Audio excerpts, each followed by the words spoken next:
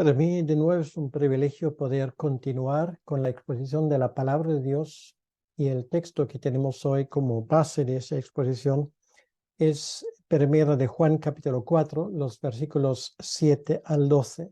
Primera de Juan, capítulo 4, los versículos 7 al 12. Y el título de este mensaje es El amor de Dios. Lo más característico de nuestra fe es el amor, tanto el amor de nosotros para otras personas como nuestro amor hacia Dios.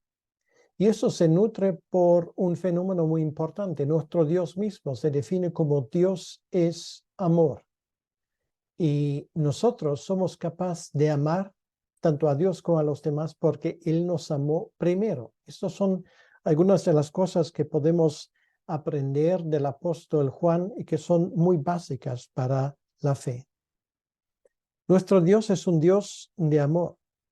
Todas las demás religiones de este mundo tienen dioses que exigen, pero nuestro Dios no exige un pago previo. Él mismo ha pagado porque Él ama a los suyos. En el contexto, Juan habla del error y de la verdad. El espíritu de verdad es conocido precisamente por su doctrina, pero también por su amor, o mejor dicho, por su amor expresado hacia el prójimo. Aquí estamos ante uno de los pasajes más conocidos de Juan. Antes él hablaba de los falsos maestros, y algo que les caracteriza es precisamente su falta de amor. No solamente su falta de amor hacia los creyentes, sino también su falta de amor hacia todo el mundo, y en el último instante también hacia el Dios que pretenden confesar. Ellos no conocen a Dios y por lo tanto son incapaces de demostrar y de expresar amor. Eso se refleja en los nombres que reciben de parte de los apóstoles de nuestro Señor, como por ejemplo sinagoga de Satanás, perros, lobos, víboras. Y no sigo, y si alguien tiene un problema con esto, por favor que no se meta conmigo. Es nuestro Señor y los apóstoles que se expresan de esta manera. El amor es el rasgo más característico de nuestro Dios, y por lo tanto nos ayuda a identificar a los que no conocen a Dios. Son gente que no tienen amor, los que carecen de ese atributo más básico y más característico. Y además Juan está muy claro en lo que dice: esa gente no es de él. Y por lo tanto, finalmente vamos a leer el pasaje correspondiente, que es Primera de Juan, los versículos, Primera de Juan capítulo 4, los versículos 7 al 12. Primera de Juan capítulo 4, los versículos 7 al 12. Dice así la palabra de Dios: Amados, amémonos unos a otros, porque el amor es de Dios. Todo aquel que ama es nacido de Dios y conoce a Dios. El que no ama no ha conocido a Dios, porque Dios es amor. En esto se mostró el amor de Dios para con nosotros, en que Dios envió a su Hijo unigénito al mundo para que vivamos por él. En esto consiste el amor, no en que nosotros hayamos amado a Dios, sino en que Él nos amó a nosotros y envió a su Hijo en propiciación por nuestros pecados. Amados, si Dios nos ha amado así, debemos también nosotros amarnos unos a otros. Nadie ha visto jamás a Dios.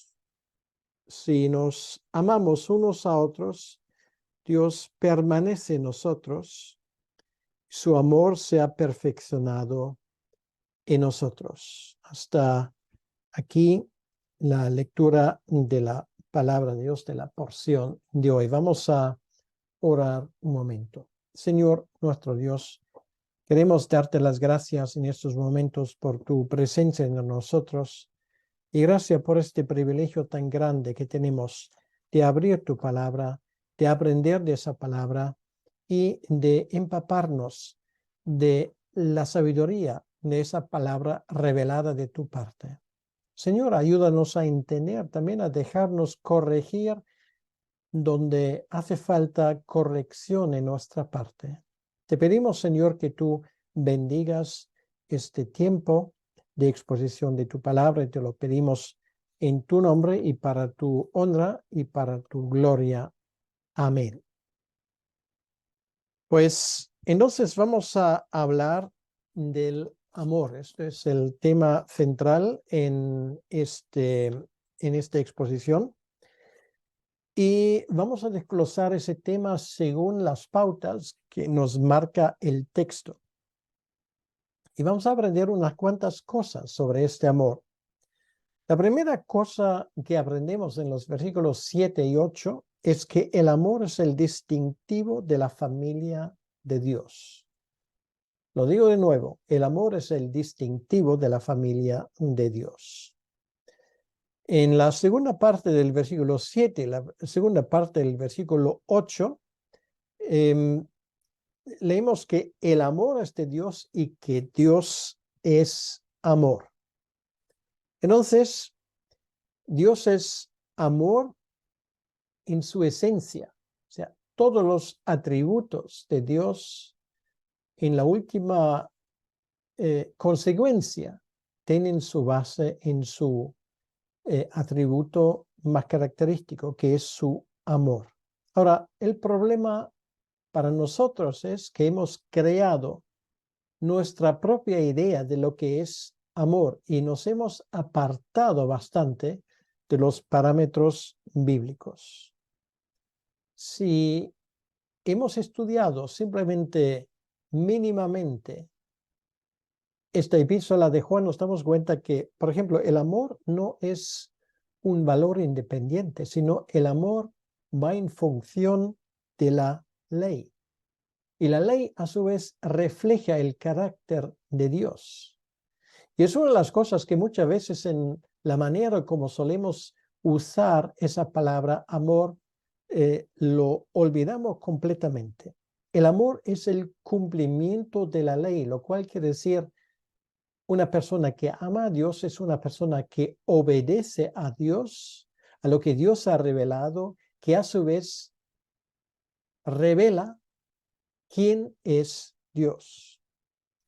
Entonces, hoy en día se está haciendo auténticas barbaridades con esa expresión amor.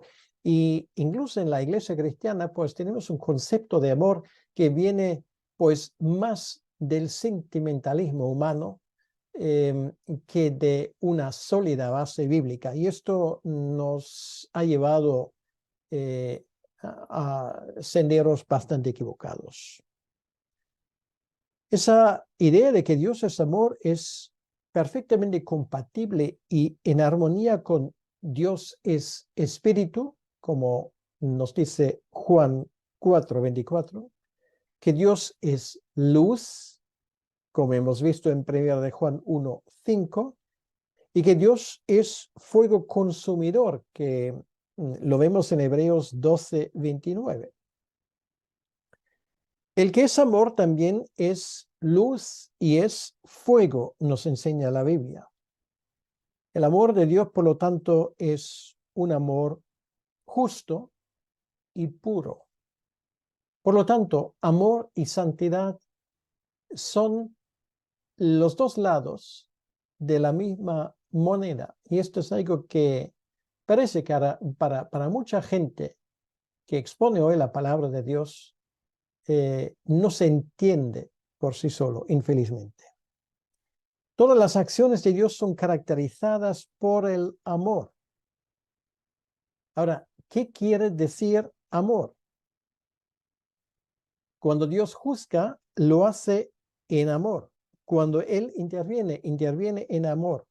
Cuando Él habla en amor. Y cuando castiga, castiga en amor. Ahora, ¿qué quiere decir esto? Sí, esto es difícil de ser compatible con este tipo de Dios que nos hemos creado, ese Papá Noel celestial de tamaño XXL, que siempre hace la vista gorda y que siempre respeta los derechos humanos, nuestra libre voluntad y todas estas cosas que nos hemos inventado, pero que no tienen ningún tipo de base en la Escritura.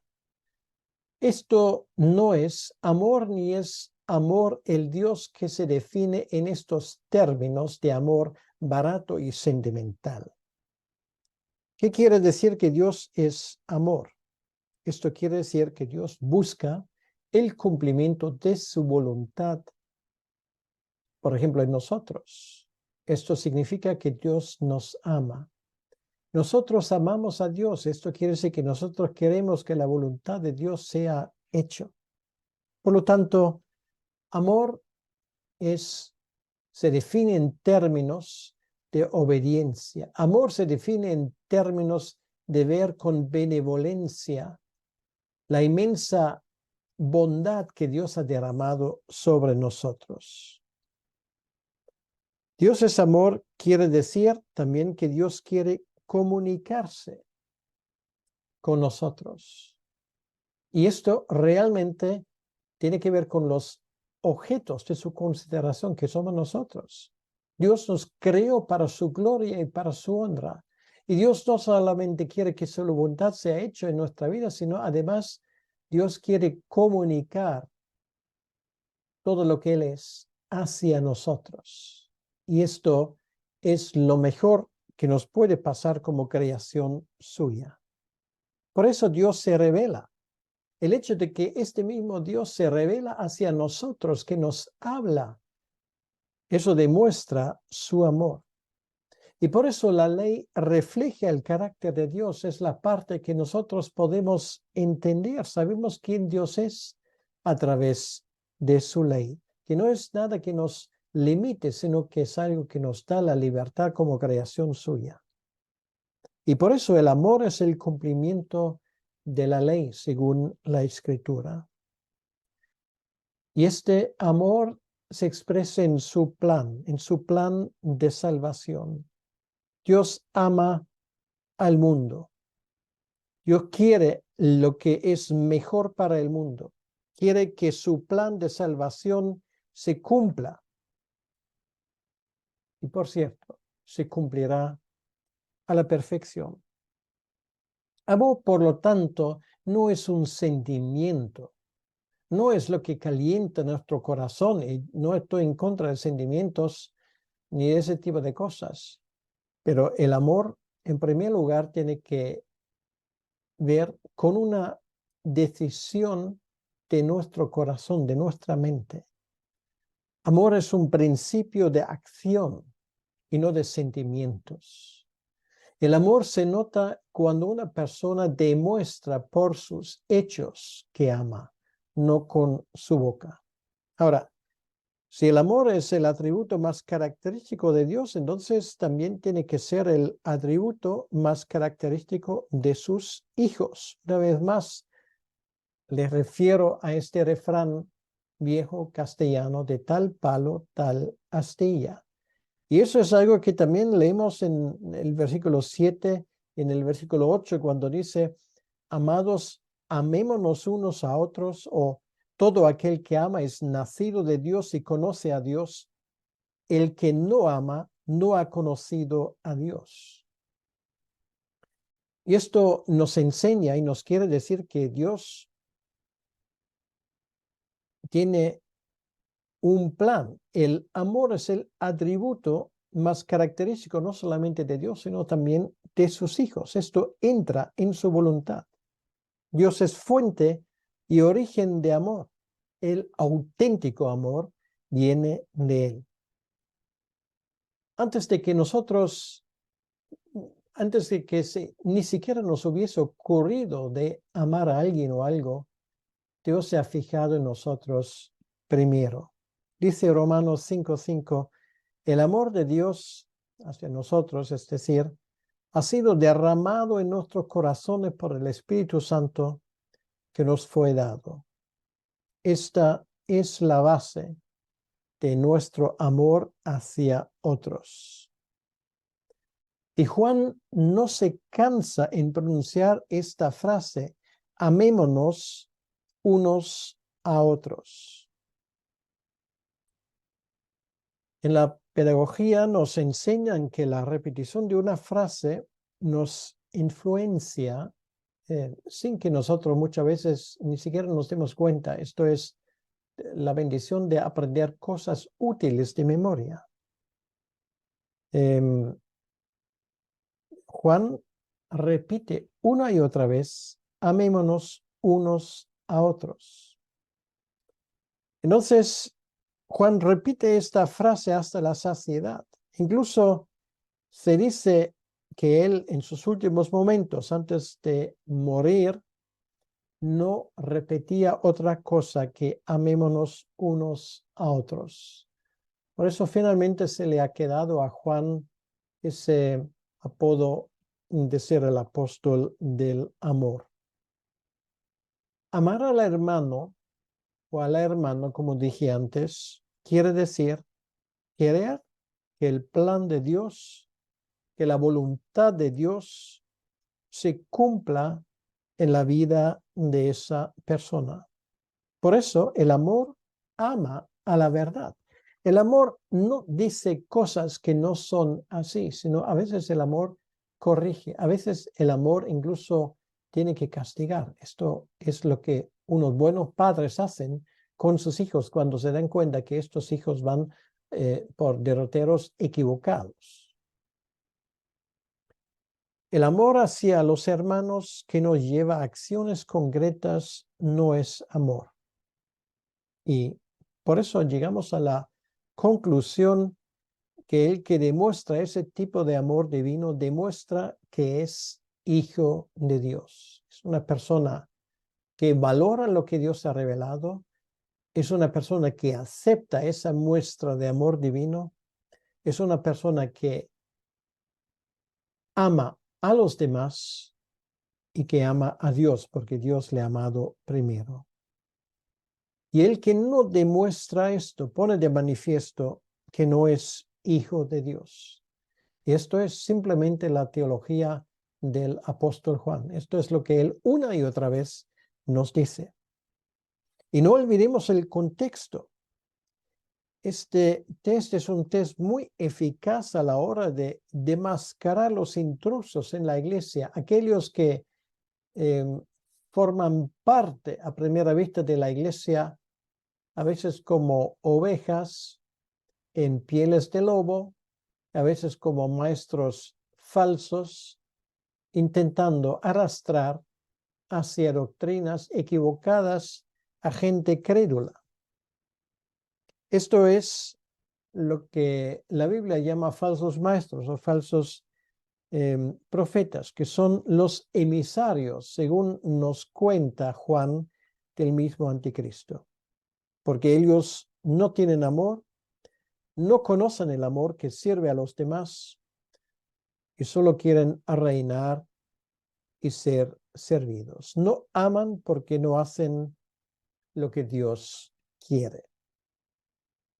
Y para hablar aún más en concreto, Juan nos da ahora el ejemplo del amor divino, que es el supremo ejemplo de la comunicación divina, de su revelación a los hombres, el haber enviado a su Hijo unigénito. Entonces, el primer punto que hemos aprendido en los versículos 7 y 8 es que el amor es el distintivo de la familia de Dios. Ahora, lo segundo que aprendemos en el versículo 9 es que la evidencia del amor divino. Dice este versículo 9, perdón, en esto se mostró el amor de Dios para con nosotros, en que Dios envió a su Hijo unigénito al mundo para que vivamos por él. O sea, el primer punto que aprendemos en cuanto al amor de Dios y cómo se muestra ese amor es el hecho de que Dios nos envía a su Hijo. Dios no solamente habla de amar, Él hizo algo muy concreto, algo concreto en espacio y tiempo. Él manda a su Hijo unigénito. Es la acción divina que mejor que ninguna nos demuestra lo que es amor. No era posible hacernos un regalo mayor. Es la mayor forma de comunicación posible. Dios se da a sí mismo y esto es algo único.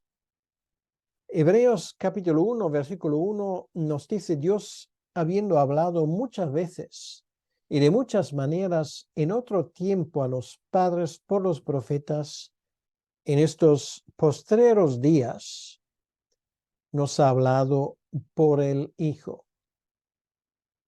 Él murió cuando aún éramos pecadores, rebeldes, gente que una y otra vez se habían levantado en contra de la voluntad de Dios.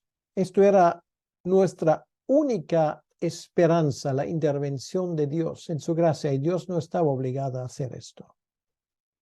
Dios dio todo para salvarte a ti y a mí. Una vez más, ese versículo lo que nos enseña es que en esto se mostró el amor de Dios para con nosotros, en que Dios envió a su Hijo unigénito al mundo. Juan capítulo 3, versículo 16, el versículo más famoso del Nuevo Testamento, posiblemente de toda la Biblia. Esto es el Evangelio. Esto es la forma como mostró Dios su amor hacia nosotros, su suprema manera de decirnos a nosotros: yo quiero que mi gloria se manifieste en vosotros.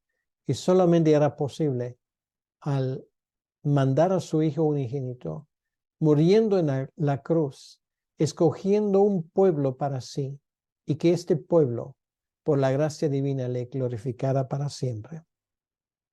Dios nos amó de esa manera.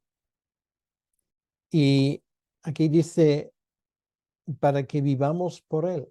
Esto quiere decir que Dios nos da vida eterna. Aquí el apóstol Pablo no está hablando de todo el mundo, sino de los creyentes.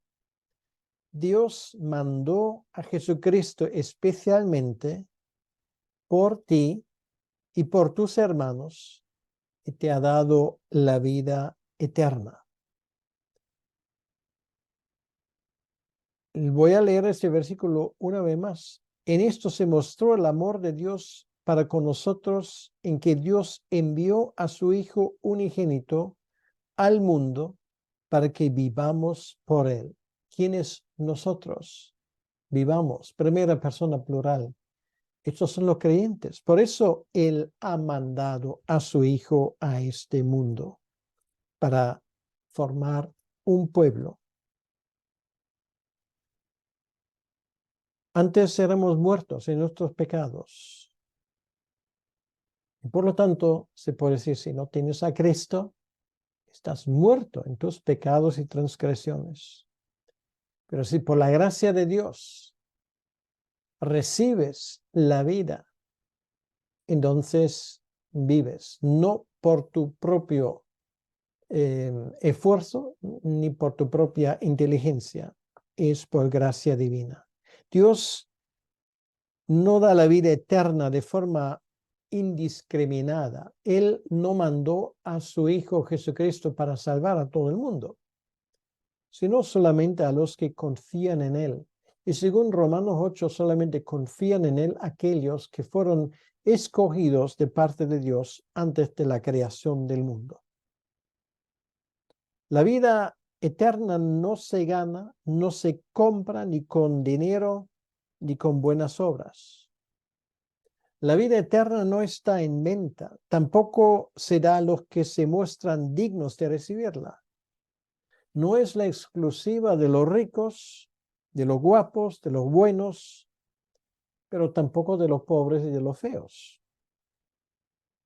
La vida eterna y nos cuesta horrores reconocer esto, la vida eterna es un regalo para los que lo reciben por un sencillo acto de fe. El que tiene al Hijo de Dios, este tiene vida. El que no tiene al Hijo de Dios sigue estando muerto en sus pecados y transgresiones. Ahora, ¿en qué consiste el secreto del amor divino? El amor divino realmente ama primero. Ama donde no hay nada digno de este amor. Y esto es nuestra historia. Es muy curioso que si vamos a los primeros capítulos de la Biblia, al capítulo 3, donde finalmente Adán y Eva caen en pecado, y esto nos condiciona a todos, nos damos cuenta de una cosa: antes de pronunciar ningún juicio, ni sobre la serpiente, ni sobre Eva, ni sobre Adán, Dios da una promesa, la promesa de 3:15, el primer evangelio, la primera buena noticia. Esto es nuestro Dios, porque Dios quiere glorificarse en los objetos de su amor que Él ha creado, que somos nosotros. Ahora, ¿en qué consiste el secreto del amor divino? El amor divino ama primero, ama donde no hay nada digno de este amor. Ahora, el siguiente punto que tenemos aquí, que nos enseña cuál es la esencia del amor divino, lo tenemos en el versículo 10. El versículo 10 nos dice: en esto consiste el amor, no en que nosotros hayamos amado a Dios, sino en que Él nos amó a nosotros y envió a su Hijo en propiciación de nuestros pecados. Esto es lo que ocurre. Es la esencia del amor divino. Y la esencia del amor divino, la primera cosa que aprendemos es que Dios nos ama primero. Para entender esto un poco mejor, vamos una vez más a Romanos capítulo 3, donde el apóstol Pablo precisamente trabaja ese tema, que es un sapo tan difícil de tragar para nosotros con nuestro orgullo, que nos hemos inventado el cuento de hadas de que Dios salva a aquellos que somos dignos de ser salvos. La Biblia no sabe nada de esto. Dice Romanos 3:10, como está escrito, no hay justo ni aún uno. Nadie realmente en la especie humana es digno de este amor de Dios. No hay quien entienda, no hay quien busque a Dios. ¿Has escuchado o has dicho algunas veces: pues yo estaba buscando a Dios toda mi vida y finalmente lo he encontrado? Pues realmente no vives en la realidad, porque la realidad es otra.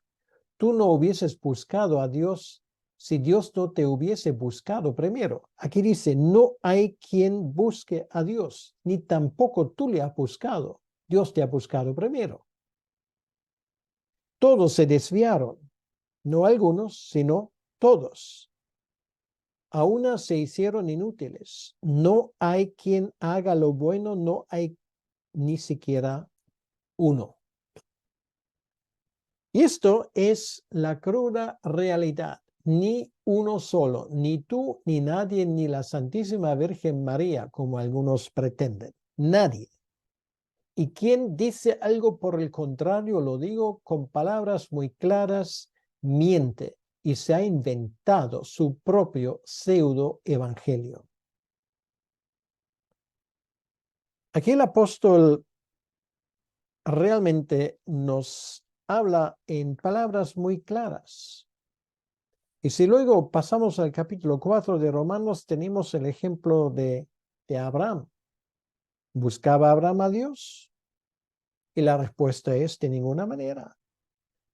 Abraham no buscó a Dios. Ni siquiera eran creyentes cuando les llega la llamada de Dios. ¿Y cómo lo sabemos? Pues si vas a Josué capítulo 24, el versículo 2, Josué dice al pueblo: vuestros padres, y se refiere a Abraham, en el otro lado del río, quiere decir el río Eufrates, servían a otros dioses, a dioses extraños. Entonces, esto es la verdad que tanto nos gusta ignorar. Y mirar por otro lado, no somos nosotros objetos dignos del amor de Dios. El amor de Dios nos llega sin que ninguno de nosotros lo mereciera. El mismo apóstol Pablo se pone como ejemplo. Pablo era fariseo, un hombre celoso por la ley, un hombre que fue educado en esa ley y hizo todo lo posible para cumplir esa ley a rajatabla, y llega al punto de darse cuenta que toda esa intención que él tenía realmente a la hora de la verdad no le sirvió para nada. ¿Buscaba Pablo a Dios? Bueno, a primera vista parecía, pero no. De hecho, lo persiguió. Esto es lo que el Señor le pregunta: Pablo, Pablo, ¿por qué me persigues? En Hechos capítulo 22, versículo 14, leemos: Dios te ha escogido, dice el Señor a Pablo.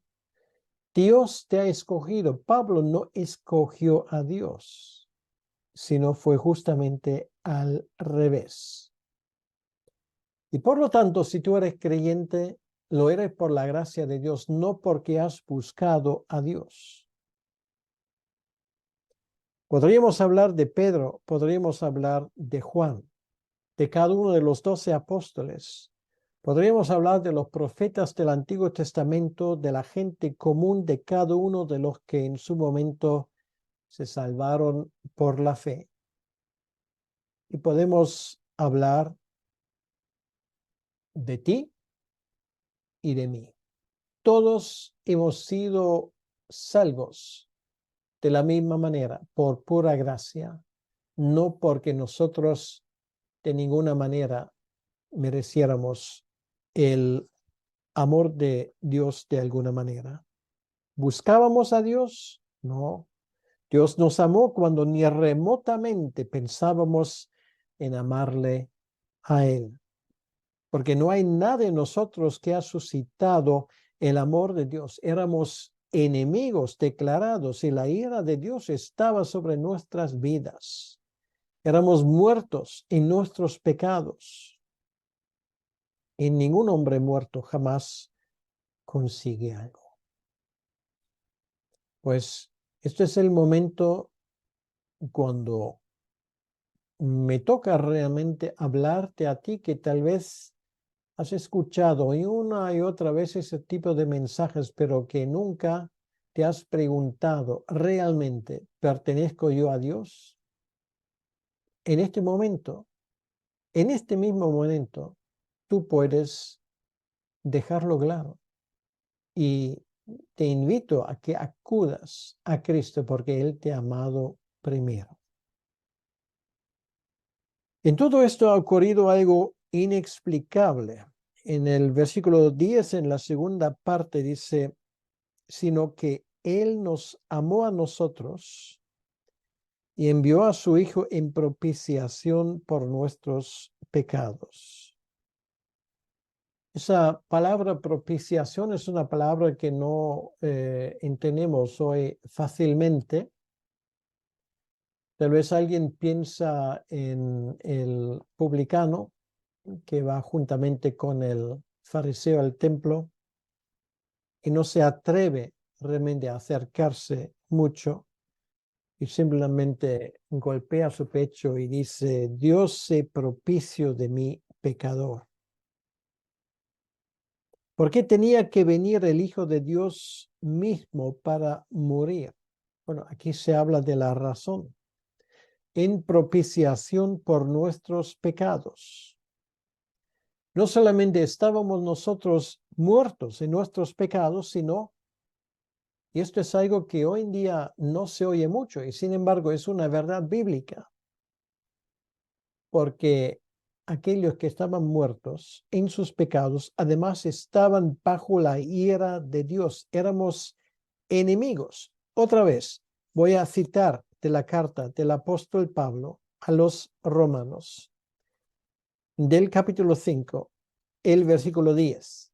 Ahí dice, porque si siendo enemigos, si esto fuiste tú y yo antes de conocer a Dios por el sacrificio de Cristo, porque si siendo enemigos fuimos reconciliados con Dios por la muerte de su Hijo, mucho más estando reconciliados seremos salvos por su vida. Ezequiel dice, el alma que pecare, esa morirá. El que no tiene a Cristo está a un paso del infierno, está muerto en sus pecados y además está bajo la ira justa de Dios. ¿Por qué? Porque ha ofendido en su vida 1000 veces a Dios. Y esa infinita e ilimitada justicia de Dios exige también un infinito castigo del pecador, y por eso existe algo como el infierno, solamente coherente con la misma naturaleza de Dios. Algunos están en este peligro, algunos que muy posiblemente ahora nos están escuchando en algún lugar de este mundo. Qué horror tener que pasar la eternidad atormentado con el pensamiento, estaba tan cerca, pero no quería acercarme. No quería tomar esa decisión. Es una cosa muy seria y por lo tanto, si tú ahora estás escuchando esa palabra, pues tienes que saber que solamente estás muerto en tus pecados, sino además la ira de Dios está sobre tu vida. Si Dios, el Espíritu Santo, te habla en este momento, que sepas una cosa, es que Dios quiere salvarte y no te quedes inmóvil. Hoy puede ser el día de tu salvación, pero también es posible que hoy sea la última vez que tú escuches este evangelio y que no haya más oportunidad. Gracias a Dios, y nunca mejor dicho, nuestra vida puede cambiar. La magnitud de nuestra rebelión contra un Dios eterno y santo requiere un sacrificio perfecto. Por eso Cristo vino y por eso Él murió. Cristo pagó el rescate de los pecadores que se acercan a Él. Cuando Él exclamó en la cruz, Dios mío, ¿por qué me has desamparado? Él vivió tu infierno y el mío. En este momento la ira de Dios hacia nosotros fue aplacada. Y esto es lo que la Biblia entiende de propiciación. Quiere decir, las exigencias justas de Dios fueron satisfechas, no por algo que nosotros pagásemos, sino por la muerte de Cristo, el Cordero de Dios, inocente, que llevó sobre sus propios hombros nuestros pecados. Y por esa razón, nosotros fuimos declarados justos. Vamos a parar aquí solamente un momento. Y déjame decirte esto.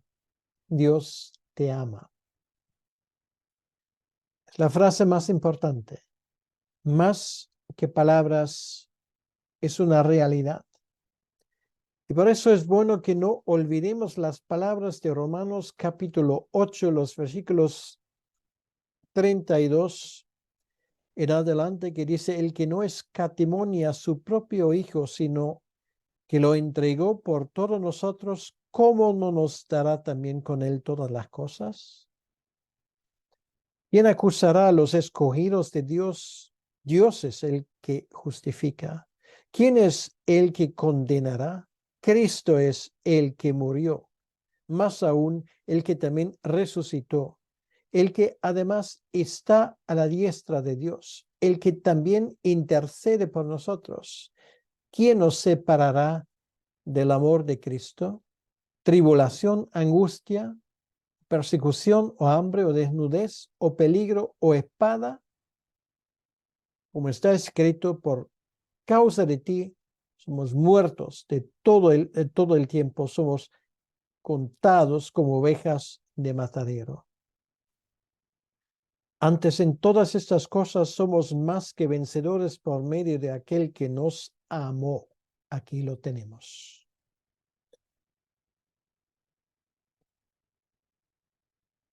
Dios nunca deja de amar a sus ovejas. Acabas de fracasar en algún asunto importante, que sepas una cosa: Dios te ama. Acabas de sufrir un engaño, Dios te ama.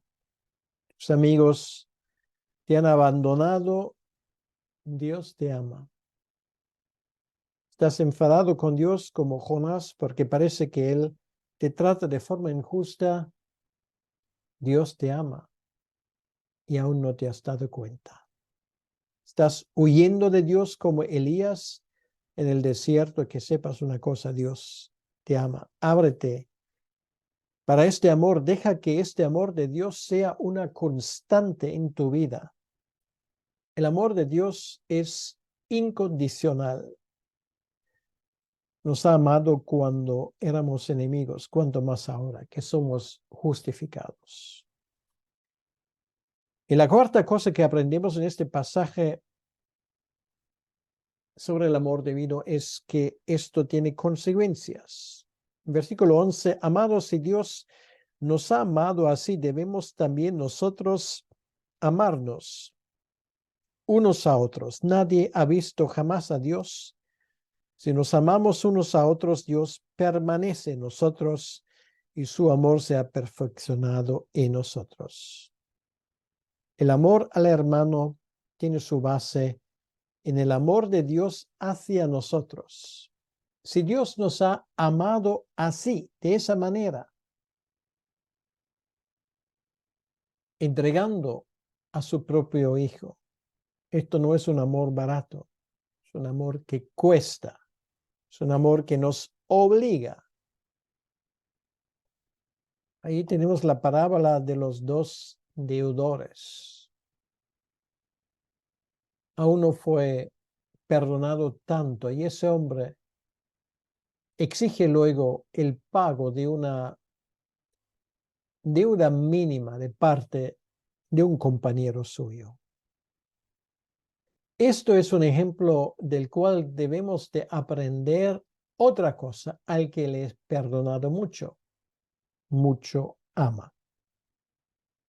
Y ahora volvemos al inicio. ¿Cómo identificamos a los que no son hijos de Dios? Dice aquí en el versículo 12 que el amor al hermano es señal de la autenticidad de su fe. Si nos amamos unos a otros, Dios permanece en nosotros y su amor se ha perfeccionado en nosotros. Y lo contrario también es cierto. Si el amor de Dios se transforma en un amor visible de los hermanos entre ellos, no hace falta ver a Dios para creer. Basta con mirar y decir: mira cómo se ama.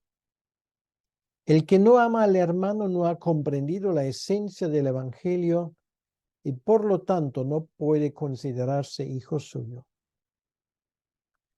El amor de Dios llega a su punto culminante en nosotros, su pueblo. Por lo tanto, la iglesia era el último gran misterio por desvelar en el Nuevo Testamento.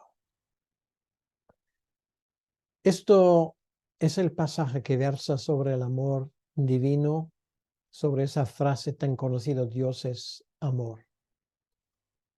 Y espero que ahora entiendas un poco mejor lo que esto significa y también lo que no significa. Vamos a orar. Señor nuestro Dios, Queremos darte las gracias por las cosas que hemos aprendido y te pedimos que tú nos ayudes a tomarlo en cuenta, que tú nos ayudes realmente a entender ese amor divino, incomparable. Ayúdanos, Señor, a ser simplemente obedientes estudiantes de la palabra.